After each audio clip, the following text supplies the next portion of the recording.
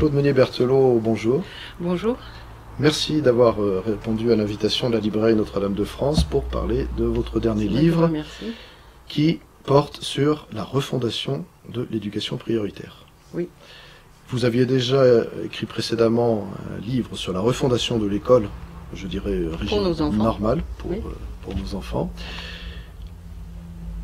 L'éducation prioritaire, j'ai lu votre ouvrage, c'est un remplacement intégral des élites. Parlez-nous un peu de ce point. Ah non, je n'ai pas parlé de remplacement intégral des élites. D'abord, il faut distinguer deux choses, ce qui fait l'objet d'ailleurs de mes deux ouvrages. D'abord, l'ouvrage que j'ai écrit en 2012 qui concerne la refondation de l'école pour nos enfants. Et j'ai écrit ce livre « Comprendre la refondation de l'école pour nos enfants » parce que effectivement, les gens ne comprennent pas le problème dans son ensemble. Et ils saucissonnent les problèmes. Et finalement, aujourd'hui, par exemple, on nous dit que la réforme de Belkacem, c'est une énième réforme. Mais je regrette, ce n'est pas une réforme. C'est tout simplement la mise en œuvre de la réforme fondamentale et révolutionnaire de Claude Allègre. Et elle n'invente rien du tout. Alors, effectivement, aujourd'hui, nous nous trouvons devant une situation inédite. Car cette refondation de l'école pour nos enfants signe la fin de l'école publique et de l'école privée sous contrat. En ce que les cours sont supprimés, la transmission de savoir disparaît au profit d'activités au cours desquelles les élèves sont censés construire leur savoir. C'est-à-dire que il n'y a plus du tout de transmission d'un héritage culturel, puisque l'enfant construit son savoir tout seul, il peut pas inventer. Donc c'est gravissime, d'une part, pour nos enfants, parce qu'il n'y a plus d'école, et plus d'école publique, mais l'école privée sous contrat est entraînée par le fait de ces contrats qui ont été d'associations, qui ont été signés en 1959 en vertu de la loi Debré, et donc ce qui rend la situation encore plus grave. Et d'un autre côté, depuis, je dirais, une quinzaine d'années, se construit une école parallèle pour les enfants des banlieues, caractérisée par l'excellence, par la transmission des savoirs, par l'excellence des résultats, et nous nous trouvons effectivement dans cette situation qui met en péril notre identité, dans la mesure où si nos enfants ne reçoivent aucun enseignement et que ces enfants-là reçoivent un enseignement d'excellence, ce sont eux qui sont appelés à devenir l'élite de la nation et nos enfants à en être les larbins. Claude Meunier-Berthelot, quelles sont les causes de ce changement profond dans l'école et qui bouleverse finalement toute la société? Et nous sommes toujours dans la logique révolutionnaire. D'ailleurs, Vincent Payon nous a bien dit la Révolution française n'est pas terminée, il faut l'achever. Donc, il s'en est chargé. Pour les causes lointaines, c'est la Révolution française. Pour les causes plus contemporaines, c'est le plan Langevin-Wallon, qui s'est mis en place de façon méthodique et progressive, sans heurter, comme c'était plus à le dire en son temps Jacques Lang.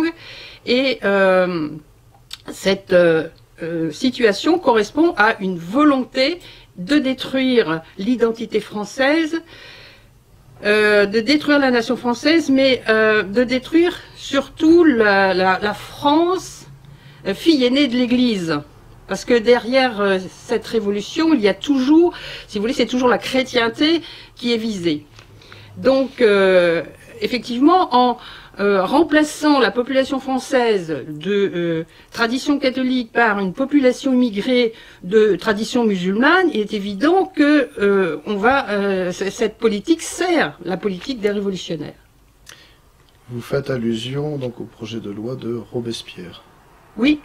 Enfin, c'était pas Robespierre, c'était Lepelletier de Saint-Fargeau qui avait effectivement fait un projet qui a été repris ensuite par Robespierre, et ce projet était basé sur des activités. D'ailleurs, bon, déjà et on voit bien que M. Payon est dans la même logique, il fallait prendre les enfants de 5 ans à 12 ans pour les formater, pour en faire des bons citoyens, il fallait même les extraire de la famille, et puis à partir de 12 ans, les mettre à faire des activités dans les champs ou dans les manufactures. Et ça, c'était valable pour tous les enfants. Le plan Langevin-Wallon, c'est ça, en fin de compte, c'est faire réaliser des activités aux enfants et du primaire à l'université inclus, ce qui est particulièrement grave. C'est ce qui explique effectivement le démantèlement du système éducatif actuellement, parce que pour qu'une école soit une école lieu de vie, nous n'avons pas les mêmes besoins que pour une école lieu de transmission des savoirs. Et c'est ce qui explique le démantèlement progressif de l'institution scolaire, parce que effectivement, il n'était pas possible du jour au lendemain de dire voilà, on passe de la transmission des savoirs aux activités. Donc les révolutionnaires ont procédé par étapes et en sous-main. J'imagine quand même que les élites actuelles, ou ce qu'il en reste, ne vont pas se laisser faire passivement. Alors que faire? Nous sommes dominés aujourd'hui par une élite cosmopolite. Et donc, cette élite n'aime pas particulièrement la France ni les Français. Le jour où la France sera complètement écroulée, ces gens-là vogueront sous d'autres cieux. Mais parlons de ce qui reste d'élite française, de culture catholique. Est-ce que vous ne voyez pas une réaction possible? Parce que vous venez de parler des élites cosmopolites, ça je suis d'accord, elles en ont vraiment rien à faire que ces élites d'origine catholique. Si elles en ont quelque chose à faire, elles veulent les détruire. Elles n'en ont pas rien à faire, elles veulent les détruire. Il n'y a aucun espoir que les élites catholiques et françaises se relèvent. Il y a des initiatives, effectivement, qui sont très encourageantes, et notamment les écoles privées hors contrat.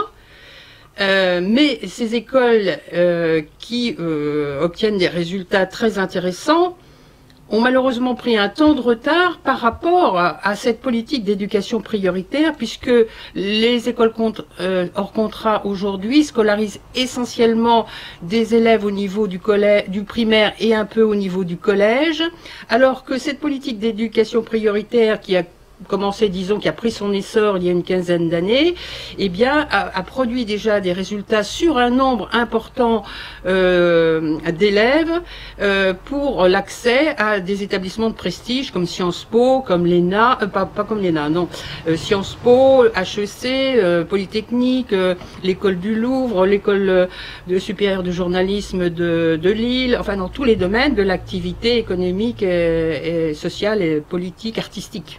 Il y a effectivement bien une réaction catholique et une réaction très intéressante, mais il semble que le ministre actuellement, enfin disons le gouvernement, parce que ce soit Belkacem, que ce soit une autre, ça n'a pas grande importance, le gouvernement semble vouloir effectivement mettre la main sur les écoles hors contrat, non pas formellement, c'est-à-dire qu'elles existeraient quand même toujours, mais en réalité de les obliger à suivre les mêmes programmes que ceux de l'école publique et de l'école privée sous contrat, et notamment il est prévu, je crois, des contrôles plus importants de ces écoles pour savoir si effectivement elles respectent bien notamment les valeurs de la République. Alors les valeurs de la République, on les connaît si vous voulez, c'est-à-dire l'égalité, hommes-femmes, les luttes contre la discrimination, etc. Donc si vous voulez, vous avez, il y a beaucoup de soucis à se faire, alors qu'il y a beaucoup d'espoir de ce côté-là. Il y avait beaucoup d'espoir de ce côté-là.